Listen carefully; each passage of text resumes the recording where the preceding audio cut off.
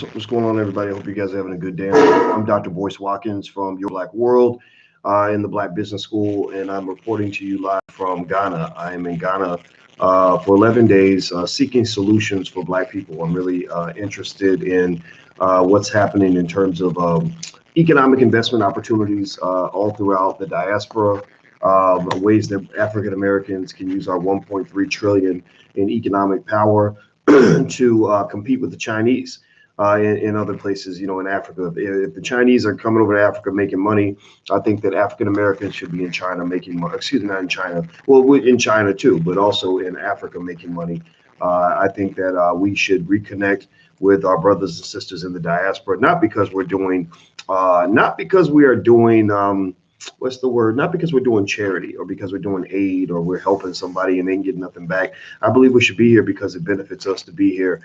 We need to have a base the same way the Chinese have a base in China and the Jews have a base in Jerusalem and Italians have a base in Italy. I think the part of your base is in Africa. And anybody who tells you any different, anybody who tells you you shouldn't go to Africa probably isn't your friend. They're probably somebody who's never been to Africa, or there's somebody, a white supremacist, who wants you to not know about how great Africa is because they want you to think that the whole world starts and ends with the United States and Donald Trump. So that's just a problem to me. So what is the diaspora, Gerald? The diaspora is basically people of African descent who live all around the world. And so one of the keys of economic strength actually in China, how China had a 100-year economic plan, which led them from being the worst, one of the worst in the world economically, to becoming the economic superpower of the planet, was they put together a 100-year plan where they reached out to the Chinese diaspora, if you want to call it that, all the Chinese around the world, and said, connect back to China. If you connect to China, then China will rise. Well, guess what? They wired back into China, China rose. So we need to wire back into Africa, wire back into your blackness, stop being scared of being black, and stop thinking that connecting with Africa means that you're letting go of your reparations or that you're somehow not you're not African American. You're always African American. But I'll tell you what, I've never felt safer and better and more secure being around my own people. I never felt more safer and secure than I was around my own people, which compares quite favorably to how I feel when I'm at home dealing with people who love Donald Trump. So anyway, please, before we begin and get started, please hit the thumbs up button, thumbs up, thumbs up, thumbs up. Please hit the thumbs up button if you're watching. Also, if you're on YouTube or Facebook, please share this to your page. So let me go ahead and jump into the conversation for today. I don't know if you guys know that Oprah Winfrey is kind of on this interesting vendetta when it comes to these weird documentaries she's doing. She did the thing on Michael Jackson. She did the thing on your boy Russell Simmons. Gail did the thing on R. Kelly. Not that I'm defending anybody. I don't know any. I'm gonna tell you right now, straight up, point blank, period. I want us to be very, very careful when we have these conversations. The reason we need to be very, very careful when we have conversations about allegations and things like that is, number one. The number one reason I'm even doing this video is because for some reason, when it comes to the black man, the world treats black men as if they're guilty till proven innocent. For some reason, when people like Oprah and others do these scathing documentaries and dig into somebody and act like they're guilty, they kind of forget that in the justice system you're supposed to be innocent till proven guilty. For black men, it's the opposite. You're guilty till proven innocent. That's why I tell you to be careful with your son, because your son gets accused of one thing, then that could ruin his life. But then also, the other reason, on the flip side, the reason we have to be careful in these conversations is because I don't know if you guys know. Give me a yes or no. Give me a yes or no if you know about all the black girls being kidnapped for trafficking. Yes or no? Are you aware of how many black women are being kidnapped for trafficking, organ stealing, all these other horrible things? Yes or no if you're aware of that. I asked you this question deliberately because I want you to I want you to be sure or to be clear that you understand that this is happening, and that when we overlook things that are being done to our girls, bad things that are happening to our girls, that we're actually supporting trafficking. When we overlook the possibility that sometimes people who look just like you are doing bad things to our little girls, we're overlooking the organ stealing. Right. So are you aware? Yes or no? Let's make sure give me a confirmation that you're aware that the protection of our little girls is a critical issue, and that we as black men are not doing enough of a job to do that. I believe we need to do more. So I make that caveat like a disclaimer. I throw it out there to just kind of say, let's just make sure we're fair and clear, that we're not in the business of defending somebody who might have done some things that were bad. I'm not in that business. I'm sorry. I know y'all got people that are just rah rah, go Russell, go Russell. I'm friends with Russell Simmons. I'm friends with. I did a mass incarceration campaign with Russell in 2013, and Russell and we wrote a letter to President Obama. He got celebrities to sign it. I got activists to sign it, and we actually pressured the Obama administration to change their incarceration policy for the first time in 30 years. We did the work. We got it in. We made a trillion phone calls. Got it, hustled like hell, and go look it up. Go look it up. We got it. We got it done, and it was not easy to do. And Russell was very honorable in this work. That's why I respect him, as a colleague. But here's the problem. I don't know what Russell did in the bedroom. I don't know. I don't know anything about Russell's personal life. I ain't never slept with Russell. I don't sleep with dudes. I don't sleep with any guy. Right. And so, hip hop music, the hip hop music industry, there was alcohol and drugs and lots of women, an unsafe number of women. And I want y'all to be careful about this. This is why y'all don't hear stuff. The stuff you'll hear from me is not the same stuff that you'll hear kind of in mainstream media. It's not the same stuff you're going to hear even with some, with even very popular Black people. They kind of sort of throw out the idea that everything Black is always perfect and good, and everything white is always evil and bad, or that, or that Black men should just run around here and do whatever we want, and nobody has the right to challenge any of that. I don't agree with that, because I've seen some people do some pretty terrible things. But here's where I jump in with Russell Simmons.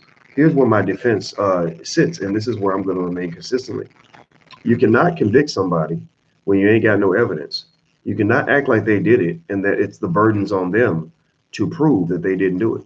You can't do that. We do that to Black men, and that ain't right. You cannot tell somebody, well, we think you did it, so you got to prove that you didn't do it. But how do you prove that you didn't do it? Carmen, I see Carmen in NC Ados News, and I see Eric Brown and everybody else. How do you prove? If I accuse you, if I say, Darren Johnson, Darren says I hate Oprah. That's so funny. I don't like it either that much. I ain't gonna lie. But anyway, let's keep going. But let's say I say, Darren Johnson, I know you did this terrible thing to somebody. You did these terrible things to a little girl back in, in 1992. Prove that you didn't do it. Prove that you didn't do it. Well, it's really tough for you to prove that you did not do it. Like, that's kind of, it's like, well, how do I prove I didn't, that I was not there and I did not do it? I can't give you an alibi of where I was in 1992, right? And so when people are kind of pulling these accusations out of their butt, out of nowhere, that's what you're doing. They're doing it to the Black man. They're putting him in a position that's similar to the Salem witch trials, where you put a person in an impossible position where they're being accused of something and they cannot prove that they did not do it.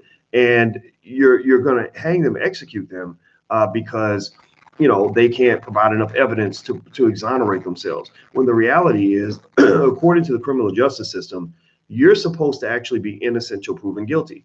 The burden of proof is on the accuser. So if I accuse you of something, the burden of proof is not on you to prove that you're innocent. The burden of proof is on me to prove that you're guilty. Do you follow what I'm saying? Give me a yes or no if you follow what I'm saying. This is only a conversation for intelligent Black people. The ignorant people ain't gonna understand this. People that don't understand logic won't get this. People that who don't know how to think are not gonna give me a confirmation, yes or no, if you understand what I'm saying here. So this is kind of a nuanced argument, but I want to make that point. It's very, very clear, and it's very, very fair. It's very fair. It's not one of those like, oh, I just know Russell didn't do it. I don't know what Russell did or didn't do. But the point of the matter is that when you ruin a man's life or a woman's life, you got to have proof beyond a reasonable doubt. You have to have incredible amounts of proof. You can't just say, well, I think you did it, so I'm gonna act like you did. That don't make no sense. That's like flipping a coin and knowing the coin can land on heads or tails and saying, I know it's gonna be tails. Every time I flip, I know it's gonna be tails. No, you don't. You don't know nothing. So anyway, let me keep going with Russell. Let me just tell you, hit the thumbs up button. I'm gonna pull up this thing. Russell Simmons actually responded to Oprah, and I thought, out of fairness to Russell, that I would read what Russell said, and I'll read it. Excuse me. I'll read it out loud on this channel so that my 500,000 subscribers I have on a couple of different channels will be able to at least hear one perspective that you can consider. You can walk away with whatever opinion you want, but I think it's important to hear both sides of the equation. All right, so here's what Russell Simmons said on Instagram. Russell Simmons has a lot of Instagram followers. He made a statement about Oprah. I'm gonna tell you what, from private conversations I've had with Russell. Russell is, he's into the yoga, he's into the peace and love type thing. Personally, I'd be pissed off. I'd be really mad. But he's very, calm and loving, even under fire. I don't know how he does it. But again, this does not mean, that I don't know. Again, I don't know nothing about this man's sex life, so I just want to make that clear as I read this.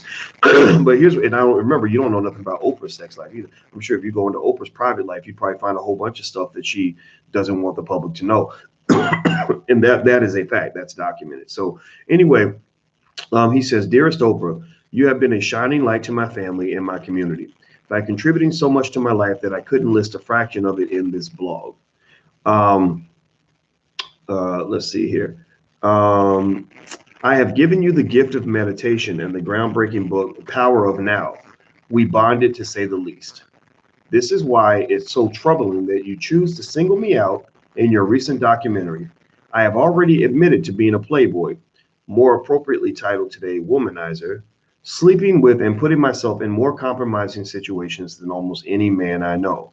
So Russell is kind of preempting certain, certain challenges from people by basically admitting that he got around, that he slept with a lot of women, etc. And while I don't say that's the safest way to live, I'm not gonna lie. Young brothers out here, I'm just telling y'all, be real careful, because even when I'm in Ghana, as wonderful as Ghana is, I've heard people talk about, there are women that will scam men, that will, men that can't control themselves.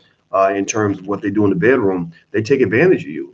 Not only can you catch diseases or get pregnant with somebody that you don't, or get somebody pregnant that you don't really want to have your baby, but also, there are people that will literally get you naked so they can rob you. There's Cardi B's everywhere.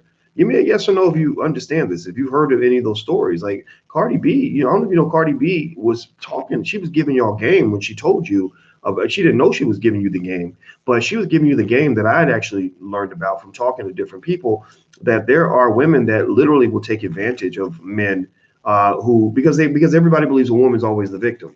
Everybody always believes that a woman can't be a predator. And there are women out there that are like, oh, I'm gonna play this one. I'm gonna play this game to the end. I'm gonna milk this cow till the udders fall off. And they're like, oh, everybody thinks I'm a victim, so all I got to do is go get a guy, seduce him, get him in the bedroom. He don't even know me. You don't met this chick 2 hours earlier, and you running back to her room because she got a big booty.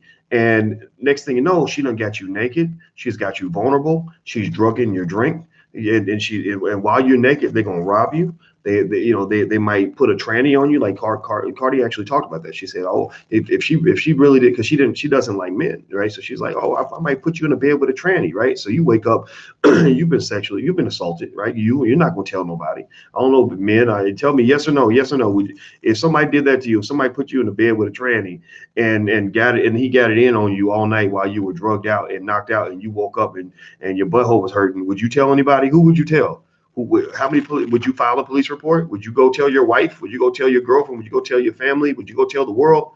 Yes or no? Yes or no? I probably wouldn't tell anybody. I did, but the thing is that you have people out there that will run that game on you. And so I'm just telling you, man, like, y'all got to be careful, man. There's guys, I knew a gang member who had a girlfriend, and he basically would say, hey, baby, I want to take this dude out. I want to kill him. So I want you to go to the barbershop, and I want you to look fly, look good. And I know the weakness of the women are his weakness. He's going to say something to you. And when he says something to you, I want you to play along. And then when you get him back to the apartment and he gets all naked and comfortable, give him something to drink or whatever, put him out, knock him out. And then we're going to run up in here. We're going to end his life. We're going to take him out right then. Right. That's a game that's been going on for thousands of years. Like, that ain't a game that just started in the hood. That game was done. That was the game in ancient Rome. That was a game. I'm sure somebody did that in ancient Africa. I'm sure somebody did that in ancient China, right? That's what you do. So if you're a black man, you're supposed to be a soldier. I mean, for real, seriously, you're not here. You wouldn't be here if you weren't a soldier. You wouldn't be here if you were not intelligent. You wouldn't be here if you were not trying to win instead of lose. You wouldn't be here if you weren't trying to be strong instead of weak. Well, I'm just going to tell you like this, and you ain't gonna hear this nowhere else, because the black man is weak. The black man's on his knees. The black man is the bitch of the earth right now, because you're letting the white man dominate you the way he's doing. But I'm just going to tell you, if you're trying to really be a soldier, you got to be intelligent. If you're trying to be a soldier, you got to be alert. If you're trying to be a soldier, you got to be strategic. If you're trying to be a soldier, you got to make sure you don't let those people catch you slipping, because they catch you slipping, then you are gone. They will take you out. So if you want to know why I don't drink, If you want to know why I don't drink, it's not because I'm trying to shame people who drink. I don't care if you drink. I'm not going to judge you. But you ain't going to catch me running around here getting locked up in jail or have somebody take me out because I was so sloppy drunk that I didn't know what the hell was going on. I'm not going to be nobody's victim. If you come and get me, you're going to have to come get me eyes wide open. You're going to come get me. You're going to have to come through my security. You're going to have to outthink me. You're going to have to out strategize me. You're going to have to make a master plan like a motherfucker to come get me, because you ain't going to get me just because I was sloppy drunk in the club and decided to walk off with some chick I just met who got a big booty. I'm not rolling like that. That is not how I operate. I know, it's because I know everybody. I know as a prominent black man, I know I got enemies. I know I got people out here that want to see me dead. I know I got people out here that want to see me gone. I know I got people out here that want to see me destroyed and ruined and all that stuff. So guess what? You come, you try to roll up on me. That's cool. Try it. Fine. I don't care. But guess what? Guess what? Guess what? I have people around me that know how to kill. Guess what? I think 18 steps ahead. Guess what? I spent my whole life preparing for war because I know as a black man, they've been trying to kill me since before I was born. And I'm not joking when I say that. I'm not being dramatic. I'm not exaggerating. My mother was a 16-year-old single mother. What do you think a feminist would have told when these white supremacist feminists from Planned Parenthood would have told my mama as a 16-year-old poor black single mother who was pregnant and scared? They say, "Oh, just go down to the clinic, and we'll take care of you, and then we'll terminate the pregnancy." They don't call it killing a baby. They don't call it abortion. They go, "We're going to terminate the pregnancy, and then you can go on with your life. You can go to school. You can have a good life, and because as long as we make sure that little nigger don't never live, right? Like that's what it is."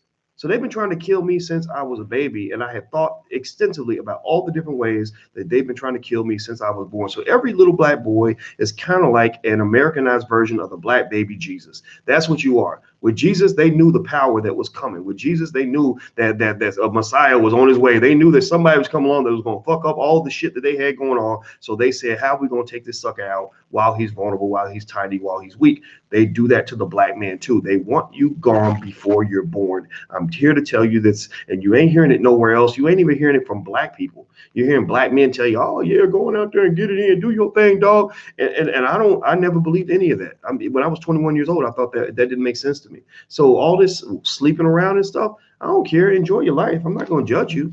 I'm just everybody likes sex. I mean, shit, sex is great, but man, you got to be careful, brother. I mean, seriously, as a black man, you got to always be ready for war. So anyway, let me keep going. Let me keep reading. So basically, Russell, admits, that he's been sleeping around with a lot of women, stuff like that, and it's fine. It is what it is. I'm not judging. He says not 8 or 14,000 like Warren Beatty or Wilt Chamberlain, which I don't know why you would compare to 8,000 or 14,000. I mean, that's especially if you think about this. I mean, if you sleep with a thousand people in Atlanta, you probably slept with hundreds of HIV patients. Like, I'm not saying that's your business. But I'm just saying, I don't, that doesn't logically make sense to me. But sometimes we do things because everybody else does it. We follow the crowd, and I'm not saying you should enjoy your life, but I'm just saying you should respect yourself and your future and your safety enough to say, look, if I lay down with a woman, I got to make sure I at least know this woman. I need to make sure she ain't setting me up, that she ain't trying to jack me, that she ain't trying to screw me over. That's what I'm saying. So he says not 8 or 14,000 like Warren Beatty or Wilt Chamberlain, but still an embarrassing number. So many that some could reinterpret or reimagine a different recollection of the same experiences. Please note that your producer said that this upcoming doc was to focus only on 3 hand-chosen women, which I think is a problem right there, right? So Russell's saying, look, I slept with a lot of women, and you're picking 3. What I would like to see, again, this is how you know. Here's how you know if a documentary is a hit job. Here's how you know if a documentary is a hit job. You'll know a documentary is a hit job when every single thing that is said in the documentary all goes to one certain point. Like when everything in a documentary comes to one conclusion and the conclusion is consistent, it's the same across the board. Like for example, Surviving R. Kelly was a hit job. Not because R. Kelly is innocent or guilty. I don't know R. Kelly's life, but it was a hit job because every single narrative was R. Kelly's the devil. Every single story was R. Kelly ain't shit. Every single story ended with R. Kelly is a horrible person. I would have rather, if I'm really doing an investigation, I really want to get to the truth. Like as a Nation of Islam, my brother Nuri Muhammad, who's actually going to come on this channel and provide the Nation of Islam's argument about who killed Malcolm X, which I encourage you guys to check that out. He'll be on next week. Nuri Muhammad has a great statement where he says, in a debate, you're trying to figure out what is right as opposed to who is right. A lot of times we're trying to figure out who's right. Like, did I win or did you win? Well, really, the truth should always win. But that ain't true for the black man. When it comes to the black man, people believe what they want to believe.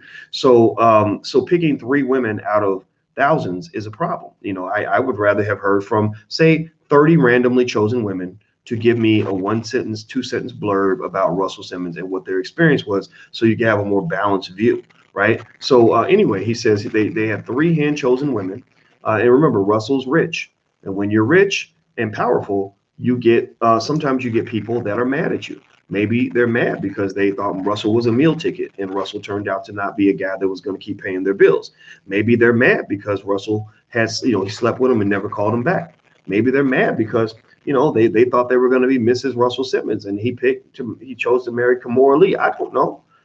I mean, tell me, yes or no, yes or no. Have you ever seen a vindictive woman? Have you ever seen a crazy vindictive woman before who's willing to lie and do whatever it takes to get revenge? Yes or no? Can you think of right now a scenario where you've seen a crazy vindictive woman who literally is like, I'm going to tell any lie I can tell and use any bias that's in my favor against you as a black man in order to take you down? Have you ever seen it? Yes or no? Have you seen this?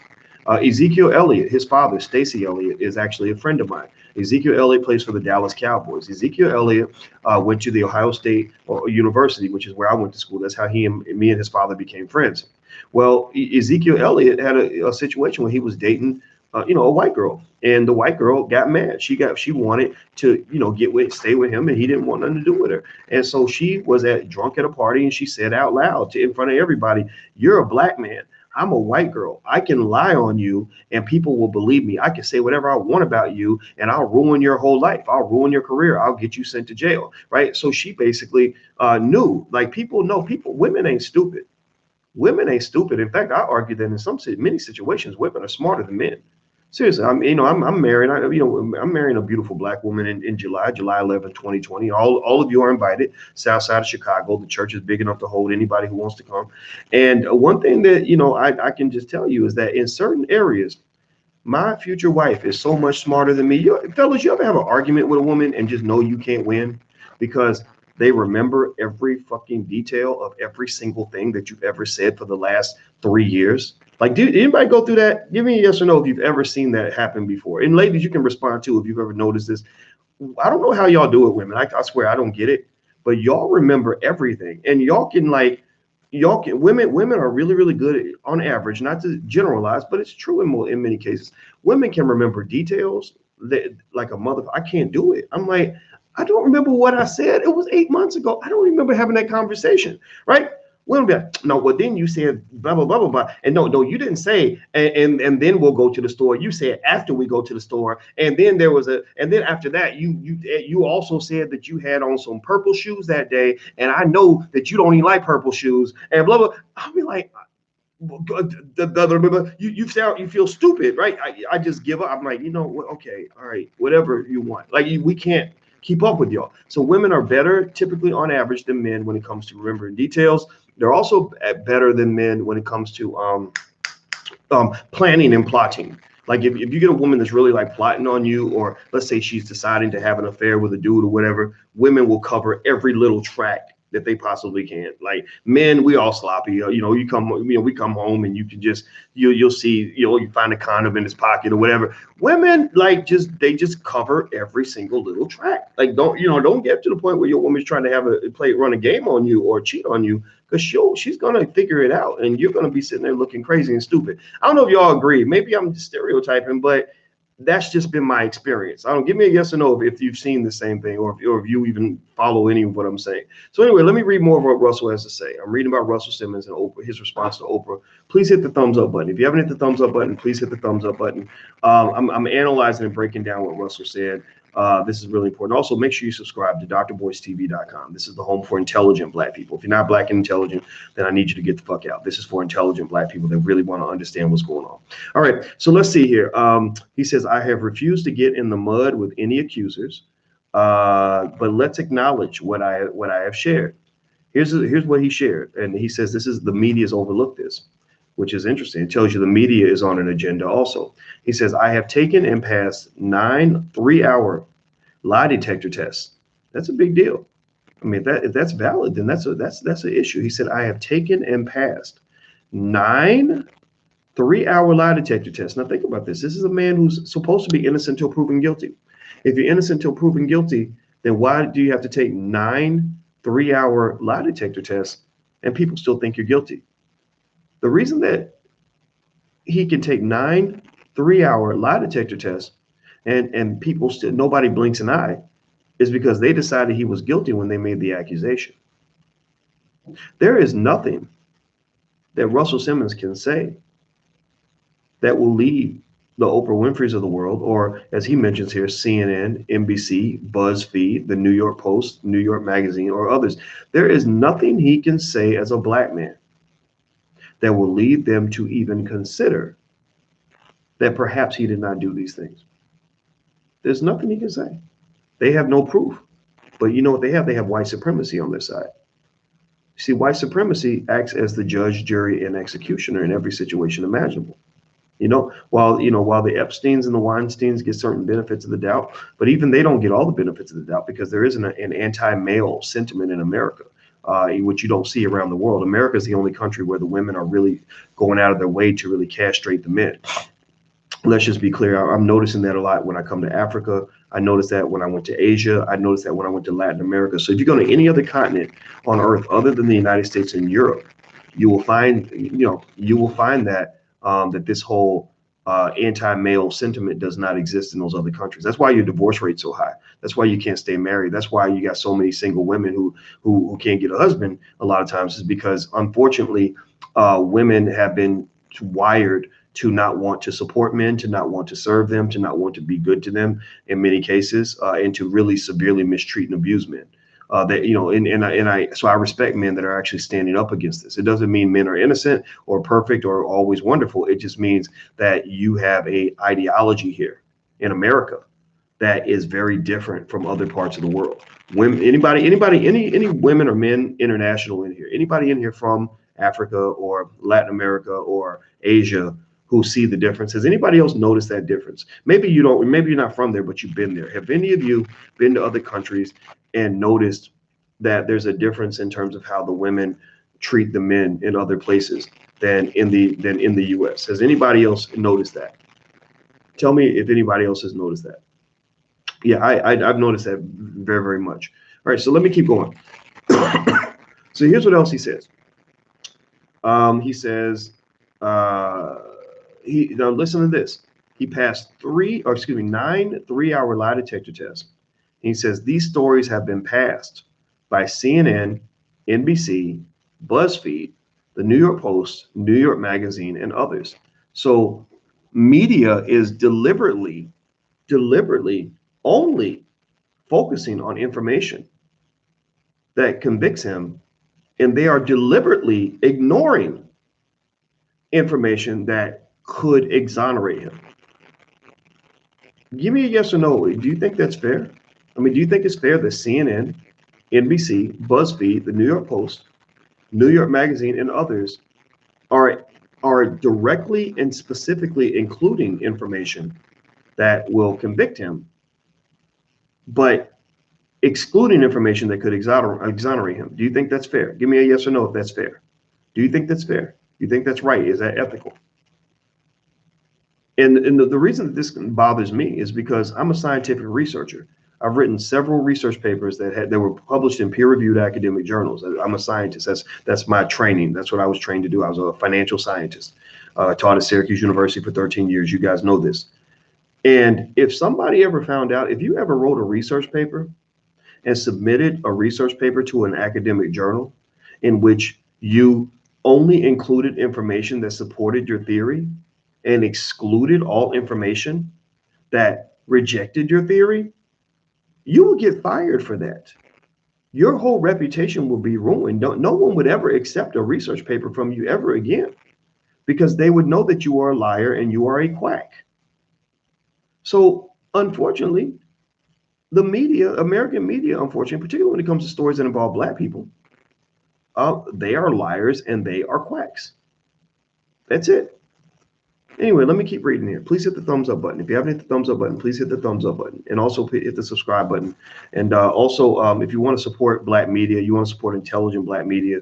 We're in a way, my channel is kind of like the black PBS in a way, except we're more interesting. We have a lot more cussing, and we talk about all the real issues out here. But we ask you guys who believe in intelligent, accurate, honest black media and fearless black media to actually support, because without people like myself or Vicky Dillard or Tariq Nasheed or others, and even I even throw Roland Martin in this category, even though Roland Martin, he's not my best buddy right now for the most part, but at the same time I throw him in that category. Without those people, or Phil from the Advice Show, things like that, you wouldn't hear these stories, you wouldn't hear these counter narratives.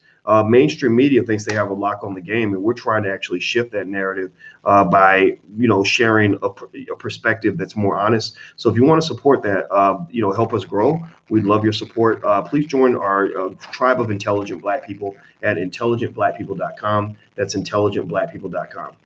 Let's see here. He says, now that you have reviewed the facts, so he mentions all the media outlets, CNN, NBC, BuzzFeed, New York Post, New York Magazine, that have ignored the fact that Russell took 9 3-hour lie detector tests. And he says, now that you have reviewed the facts, and you should have learned what I know, that these stories are unusable and that hurt people hurt people. Today, I received a call from an old girlfriend in the early 80s. Let's do the math here. Early 80s. That 1989 was 30 years ago. So early 80s is like 38 years ago. Some of y'all in this room are not even 38 years old. Some of you are younger than 38 years old. So this is literally longer than the lifetime of probably 20, 30, 40, 50% of the people that are in this chat. Maybe even more. All right. He says, I received a call from an old girlfriend in the early 80s, which means that they are using my words and evidence against me, and their commitment. He says, all claims are 25 to 40 years old. It is impossible to prove what happened 40 years ago. But in my case, proof exists of what didn't happen. Mostly signed letters from their own parents, siblings, roommates, band members, interns. Now, pay attention now. This is so, you ever have a grandmother that used to tell you that when you're black, you gotta work twice as hard to get half as much? That when you're black, they're going to treat you so unfairly that even when you do 10 times more, you'll get 5 times less. I don't know if you had the same grandmother I had, but that's what everybody's grandmama used to tell them. Well, Russell is literally having to do the impossible to protect his reputation, because a black man's reputation is about the most fragile thing in America. All you got to do is say that he went out and slept with a couple of girls and find some women that don't like him, that are mad at him, who are predators, who want to actually attack or get money. And next thing you know, he's broken in jail, or he's ruined. Right. So this is important for your sons. You got to be careful. Your sons.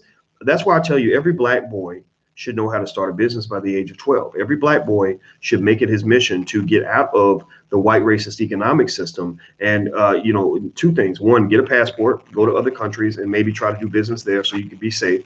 But a lot of black people, I've met thousands of black people, or I've read of thousands of black people. Sorry, I didn't meet them all, but there are thousands of black people that live in Ghana and other places because they're like, I got to get out of the United States for my own safety.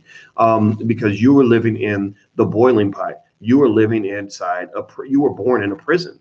You were born, but it's a very nice, posh prison. It's like a prison that's like a 4-star, 5-star hotel, but it's still a prison, right? And you also have to have your own business, because you go up and you're working for Massa and you're serving white folks, and they make you the manager or the head of production at Toyota, and you think you're good. And next thing you know, some lady that hit on you, that slept with you, that wanted to sleep with you, gets mad at you and then starts telling a whole different story. They're not going to believe you. They're going to believe her. It won't be he said, she said. It'll be she said, and then she also said, and then they said that your black ass got to go.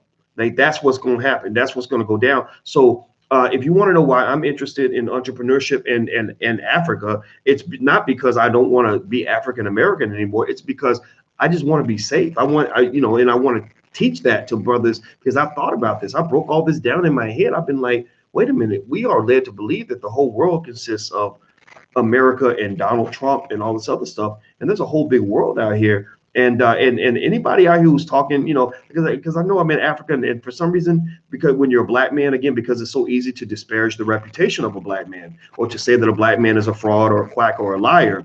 I was very surprised. I even had people that made anti-Africa videos because I went to Africa, and most of these people have never been to Africa. And I'm like, if you telling me that Africa is a terrible place and you ain't never been there, then you're kind of a black version of you're a black white supremacist. You're a white supremacist. Why would you tell me? You don't tell Italians to never go to Italy. Does anybody tell people of Italian descent to never go to Italy?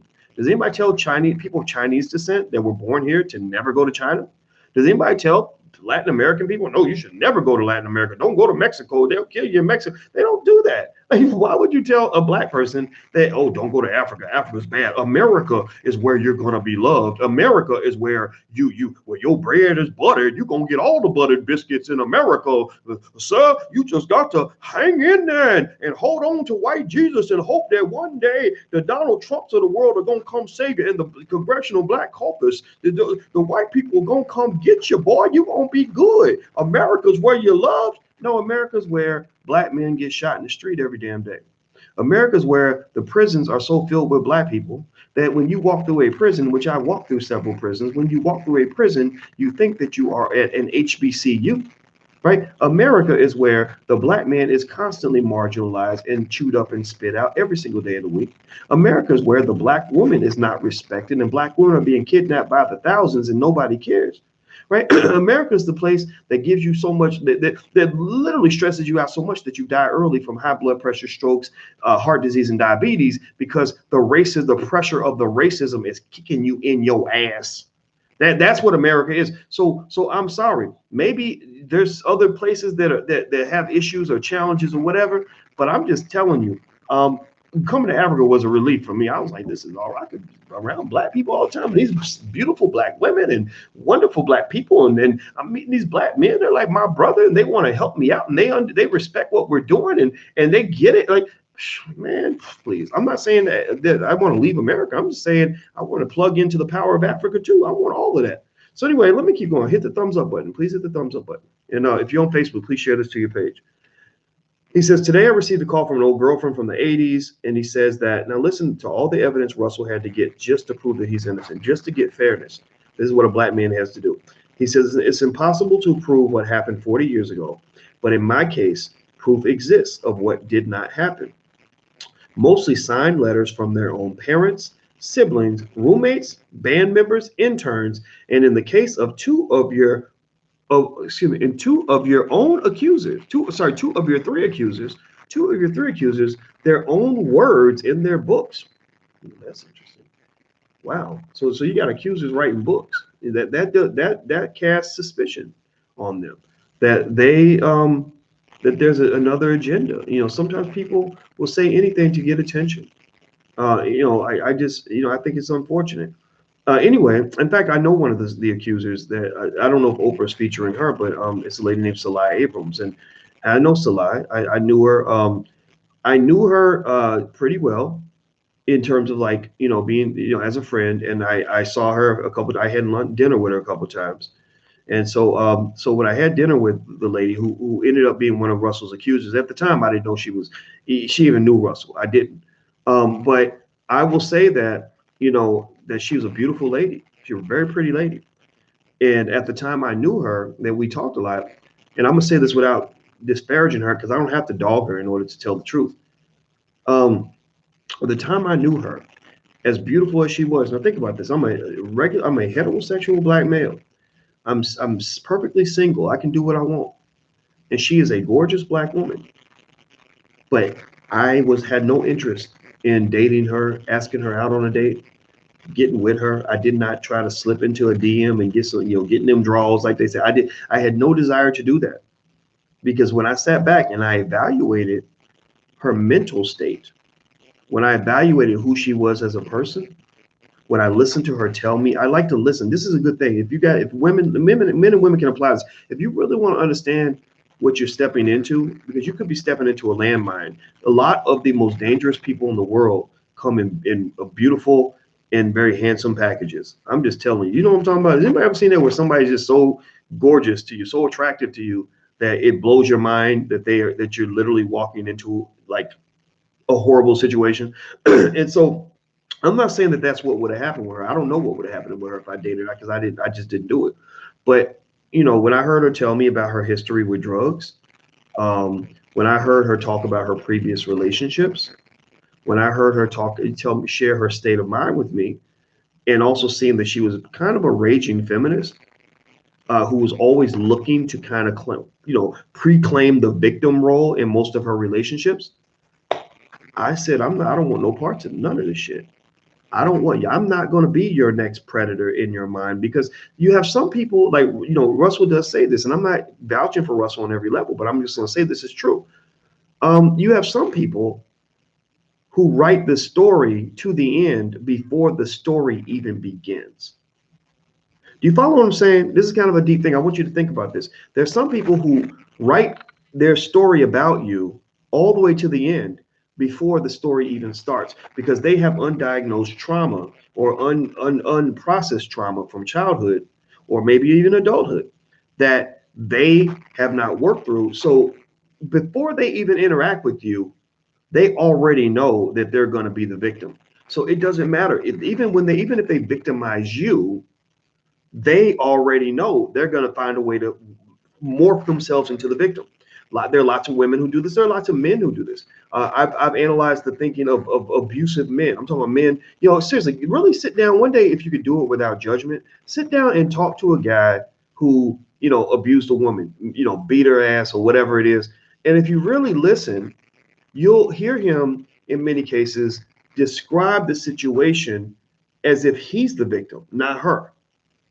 And so if men can do this, if men can be in a mindset where the predator thinks they're the victim, then don't you think women can do the same thing? I mean, give me a yes or no if you follow what I'm saying. Do you think that if men can harm other people and really think that they're the victim, do you think that women can do the same thing? Yes or no? Do you think that a woman is capable of harming a man? Do you think that a woman is capable of being a predator? Because here's the thing. The reason I make that very basic point is because when you hear these stories, you really get this impression that people believe that women are always the victims, that men are always the bad guys. And I can tell you, go on Facebook and check out some of these fatherhood groups, some of these men's groups, and listen to the stories of these men and their victimization, or the things that women have done to them. And pay attention to how the media never reports any of that shit. The media reports nothing about what black men are going through all over this damn country. The media reports nothing about how many black men have lost their kids to a vindictive woman. The media tells nothing about all the black men who have been beat up on by some woman where they refuse to hit her back. The media says nothing about black women who have run game on them, schemed on them, done a Cardi B on them. The media says nothing about that because they've got a narrative that they wrote before the story even began that says that if the situation happens between a black man and anybody else, the black man must be the predator and whoever else they're dealing with must be the victim. So I'm not sitting here again. I go back to my basic point. I ain't got to sit around here and vouch for Russell Simmons' bedroom behavior because I don't know these things. I ain't never, ever in a million years been in the room when Russell Simmons was laying down with anybody. I don't have a reason to be there. I don't want to be there. I have no interest in being there. But I can make my point without running around saying, oh, I know definitely what happened. I don't know what happened. But the thing is, you don't know what happened either. And according to legal theory, according to the way the law is supposed to work, if you don't know what happened, then you can't act as if you do. And before you ruin a person's life, you have to make sure that you have adequate evidence in order to do that. Oprah ain't got the evidence. Can we at least agree on that point, that Oprah doing a documentary is not the same as evidence? Can we at least agree on that? Can you give me a yes in the chat? Just tell me that you understand this basic idea that Oprah doing a documentary is not the same as evidence, although people are going to see it that way. That ain't the same as proving anything. You can walk away thinking whatever you want, but a documentary is not the same as proof. There are people that could do a documentary on Oprah right now that would tell you all the dirt that people had on her for years, but that still, even that wouldn't be the same as proof.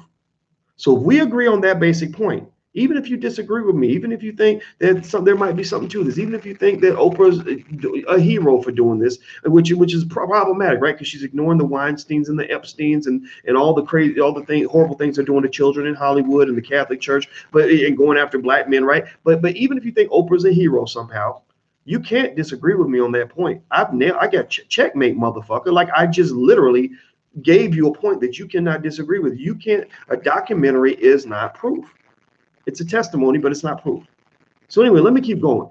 Thank you, Ruby Reed, for your donation. I saw somebody else made a donation in the chat. I'm going to mention your name. Please hit the thumbs up button. I'm going to mention a couple people who supported the chat. I want to make sure I say thank you. Thank you, Job 4.0. I appreciate that. And also thank you, Aquarius School for Kids. The Aquarius School for Kids, their book, it says, buy our book before I let you go. I'm going to teach you myself. 7 tips for bringing out the reader in your black child online at Aquarius School for Kids. Okay, thank you, Aquarius School for Kids. I appreciate that.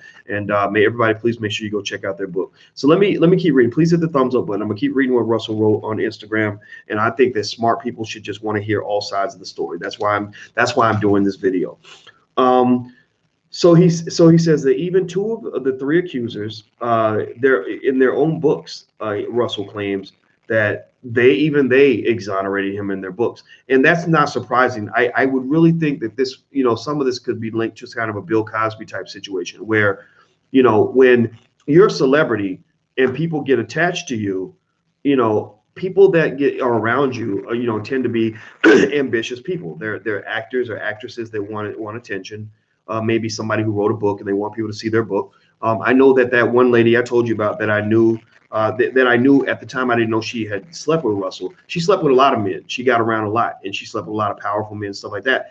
I remember, that she had a book and she wanted people to read her book, and nobody was reading her book. Nobody was giving her attention. So years later, when I saw her, doing press releases saying that she went to NBC to tell her story and nobody would listen, I honestly, my opinion was like, I was like, oh, okay, you're finally getting the attention that you always wanted. She was not 100% a bad person in the sense of me sitting here listening to her and thinking, oh my God, what a terrible person. But I told you there was a reason why, even though as gorgeous as she was, that I wasn't interested. I was not interested at all in pursuing anything with her, because I said, this is a dangerous person. If you piss her off, you're going down. If you disappoint her, she's going to take out all the wrath from all the trauma and anger she has toward men, and she's going to take it out on you. A lot of times when you see somebody that's really going at a man like that, sometimes they're not even mad at the man. They might even be mad at their daddy. Like I gave my son that advice, and my brother, I said, you got to be careful. If you date a woman who really, really hates her father, for example, you got to be careful, because there's a very good chance she's going to hate you. I know some people, that might be controversial to some people. Some people think, oh no, that's not true, Doc, you crazy, that ain't right. But I'm telling you, if she really, really hates her dad, and you do one thing she doesn't like, even if you disagree with her, or she wants to get married and you don't, or whatever, next thing you know, the narrative shifts to he was abusive, right? How's he abusive? Because he didn't want to marry you. Ain't that his right? That's almost like a guy who says, come on, bitch, give me the pussy, right? He's trying to get a woman to have sex with her, and she says no, and he's like, yo, raggedy bitch, yo, ugly ass. Like, you ever seen that where a dude is like really nice to a woman when he thinks he's gonna get some ass, and then the minute she says no, he's like, yo, stupid bitch, blah, blah, blah, right? Next thing you know, he's saying all these terrible things about her. Well, there are women who do the same thing. They just don't have to ask for sex, because women don't, women can get sex easily, but they might want love. They might want your attention. They might want your affection. They may want your commitment. They may want to marry you, and you say no. Then next thing you know, they're flipping the script and calling you all kinds of names and abusing you by attacking you and saying negative things about you, because you did not give them what they want. A lot of situations, I've studied these cases, these so-called alleged abuse situations. Many of them, people don't ask enough questions. I'm just telling you. Think about this. How often, if a woman says, I'm a survivor of abuse, how often do people say, okay, so tell me exactly what happened and give me some evidence to prove that what you're saying is true, right? It does not happen very often. How often do you see that? No, people just take it for face value. And women are smart. Women know, oh, I can just say I'm an abuse victim and people are going to believe me, and that's it. And if I go in, especially if he's a famous man, I can go mess up everything he got going on. I'm jealous. I'm mad. I'm upset because he's shining and I'm not. I'm mad because he's got money and I'm broke. I'm mad because he's with a prettier woman right now. So I'm going to mess up all of that by going out and telling the story. I mean, seriously, Dwayne Wade's ex-wife has been on a vendetta for years. Have y'all seen Dwayne Wade's ex-wife, who was on the street corner holding up a sign saying Dwayne Wade's son is homeless because he won't take care of his family, which was nonsense because he's giving her like all this money, right? Did anybody see that? Or Steve Harvey's wife has been on a vendetta for years, right?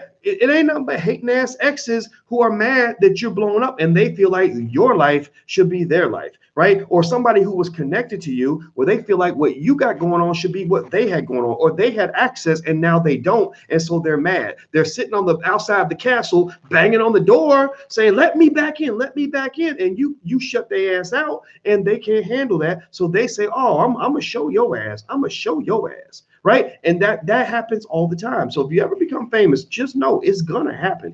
I don't care. It is written. It is going to happen at some point where somebody who used to be close to you is going to turn into the ultimate hater because they're mad that you're doing well and they're not. It's a fact. Okay, so anyway, thank you, Oteka Macklin, for your donation. I appreciate it. He says, research Oprah plus Harvey. Yeah, well, those pictures of Oprah kissing up on Harvey Weinstein is a problem. I mean, in fact, there was a lady who accused Weinstein who said Oprah set her up to be with Weinstein, that Oprah encouraged her to go get down with this dude, that Oprah encouraged her to go and get on the casting couch, pay the tax in order to be the boss. And because Oprah is a businesswoman, and I think, I mean, seriously, I don't know.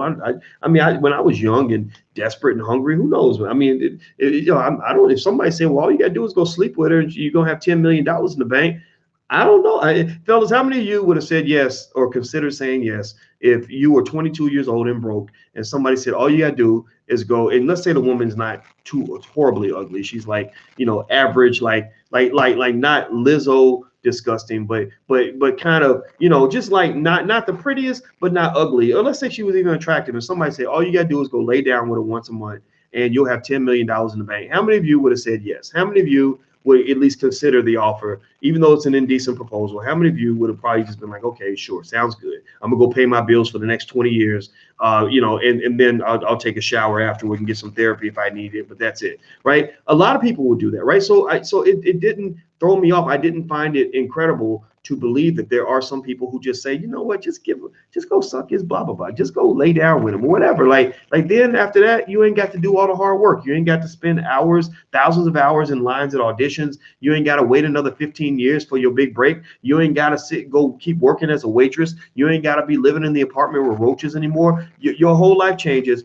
All you got to do is go and lay down and sleep with this person and everything goes away. I'm not telling people that that's what they should do. I don't believe in sleeping to the top. I worked my way to the top. There was nobody that offered to sleep with me in exchange for like 40 years worth of work, right? But I could see somebody saying, I'm just going to get there the easy way. Remember, there was this guy. Does anybody remember? There was this Jewish agent who had a thing for black women. He loved black women. Then somebody said Lizzo is not disgusting. Yes, she is disgusting. Lizzo, man, whatever. Well, you go sleep with Lizzo. How about that? You go sleep with Lizzo. But there was this agent who he really liked black women, and he got outed in the Me Too thing for basically, he would just tell women, look, I can show you the world. I can make you super famous. I can get you a lot of money. All you got to do is just come and tickle my balls once a month, right? Or whatever. And there was a black woman who didn't like it, and so she reported it, and he got blasted. I don't think he got ruined. I don't think he got sent to jail because he wasn't black. So they're not gonna go all the way with him, but they're gonna kind of go. They said something about it. And here's what's funny: that same agent, when I see stories like that, I look at all the angles of it, right? I look at the shadow side of it that nobody else thinks about, and I started thinking, oh, that's interesting. So who has he represented? As black women that have actually become really successful, because that makes me wonder if that's his cost of admission. If his cost of admission is you got to sleep your way to the top, then that, unfortunately, that affects the credibility and the perception of the women that went into that system and came out on top. Do you follow what I'm saying? It's almost like when a white supremacist system promotes you to the top, that means you're probably a white supremacist.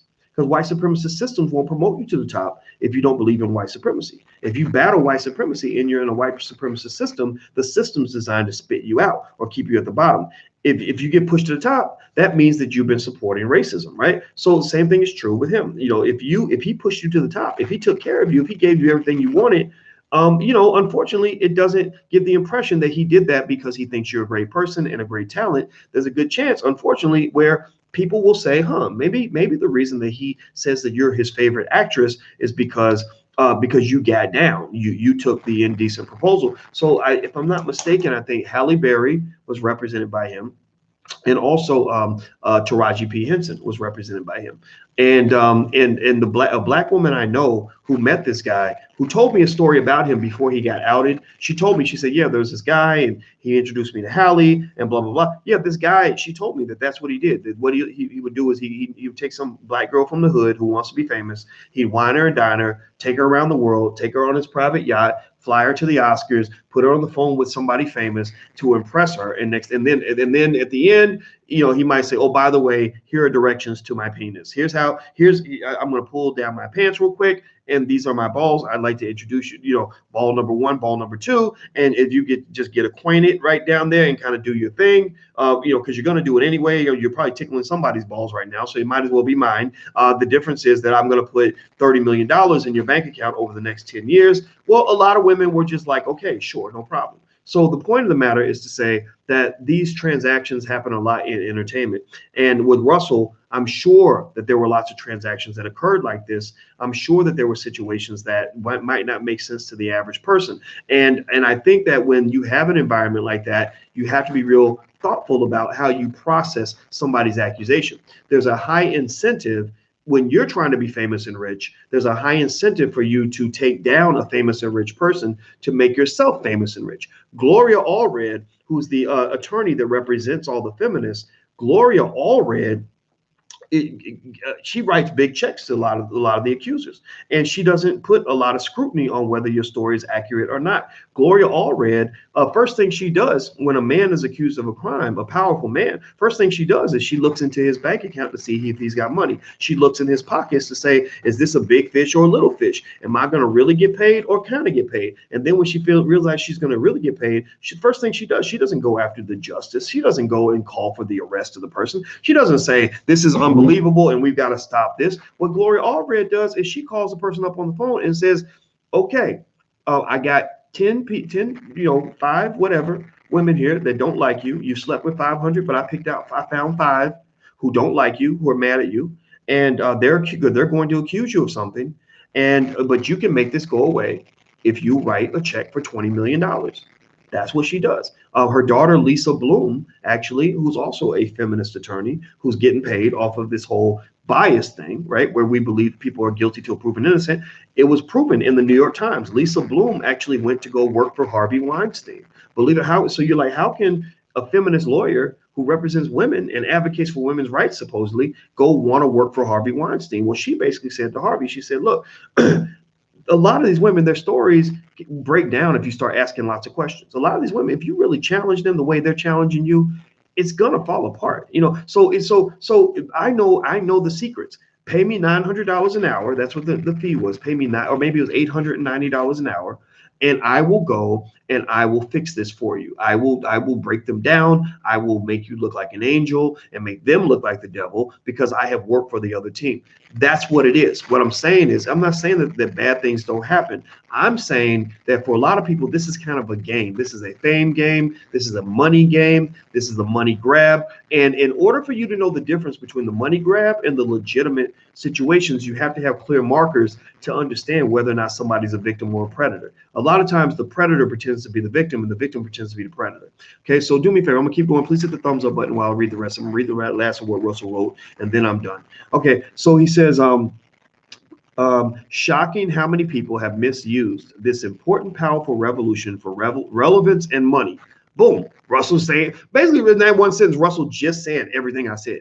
That basically a lot of people take the Me Too movement and say, haha, this is my chance to go get fame and money, right? Which actually fits with the pre-existing feminist narrative. White feminist narrative has always been, when I studied it and watched documentaries on it, read about it, a lot of it was built on taking away the power that men have, a resentment that men hold so much power. So it's like, I can sexually shame him and tell a story about him and take him down because the public is not critically thinking enough. The public's not thoughtful enough to know the difference between fact and fiction. So he says, maybe you should name your documentary Flavor of Love. Interesting. Flavor of Love. Flavor of Love, if you recall, Flavor of Love was a show where you had a bunch of women, a bunch of hoes. I'm sorry, they were hoes. I'm sorry. If you nasty enough to be trying to fight to sleep with Flavor Flav, I don't know what's wrong with you. You're either a hoe or you're mentally ill.